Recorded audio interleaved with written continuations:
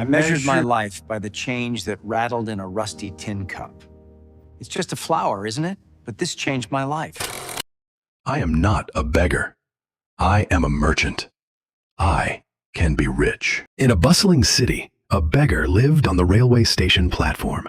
His world revolved around one simple, desperate act: asking. Every train, every passenger was a fresh chance for him to fill his empty stomach. One day, his eyes fell upon a tall man in a crisp suit. The beggar thought, "This is a gold mine. Surely this man will give me a good sum." He stretched out his hand, and the suited man immediately questioned his life. The man asked, "You are always asking. Do you ever give anything to anyone?" The beggar was surprised, his voice trembling as he replied that he was merely a beggar. He had no means to give anything, as his entire job was to ask. But the suited man was firm in his conviction. He insisted that if one cannot give, one has no right to ask. "I am a businessman," the man stated. He believed only in give and take. The man's train pulled away, leaving the beggar stunned and motionless. Those words weren't just a rejection. They were a life lesson that pierced the beggar's heart. He started thinking, maybe he didn't get much because he never gave anything back. But what could a beggar possibly give? For 2 days, the question hammered in his mind. What can I offer? Then, on the 3rd day, the answer literally bloomed before him. He noticed the bright, fragrant flowers growing around the station tracks, observant. He had an idea, speaking it aloud to himself. Why don't I give people a flower in exchange for their charity? Give and take. A moment of triumph. From that day on, the beggar started his greatest venture. Inspiring. Anyone who gave him alms, he gave them a beautiful, fresh flower in return. Gentle and transactional. People loved it, approving. Now they weren't just giving alms, they were buying an inexpensive gift. Insightful. Soon, the man noticed that many more people were giving him money. Pleased. The rule of transaction was working. Satisfied.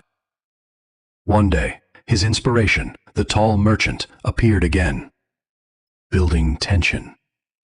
The beggar rushed to him with pride and enthusiasm. He declared, "Sir, today I have flowers to offer you," he continued. "Please give me some money, and I will give you a flower in return." The suited man smiled, gave him some money, and took the flower. The merchant exclaimed, "Wonderful!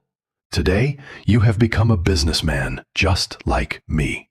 The merchant left, and the beggar stood motionless. But now, his eyes were shining with self-realization. You have become a businessman. That second encounter struck a chord deep within him. Exuberantly, he stepped off the train and shouted up at the sky, "I am not a beggar. I am a merchant. I can be rich." People stared, thinking he was crazy, but he didn't care. He left the station that day and was never seen there again. 6 months later, at that very same station, 2 men in business suits were traveling together. The first merchant smiled and shook the second man's hand, asking if he was recognized. The second merchant was puzzled and replied that he didn't think they had ever met. The first man chuckled heartily and revealed his identity. "We've met 3 times. I am that beggar." He explained that the second merchant had taught him what to do in life and revealed his true identity. The second merchant was shocked, then registered pure delight. He remembered the beggar, the one who gave him a flower. He then asked where the first man was going, now dressed like a businessman. The first merchant stood proudly and answered, "I am that beggar, who is now a very successful flower merchant." He continued to explain the core lesson in a confident voiceover. He told the other man, "You taught me the law of nature. We only get when we give. He had realized people weren't giving him alms. They were paying the price for his product. The moment he changed his self-perception, everything changed. He invested the money, bought more flowers, and built a massive flower business. Friends, this story holds a powerful lesson. Success is hidden in your mindset. Think big. Success is not external. It's a reflection of who you believe you are.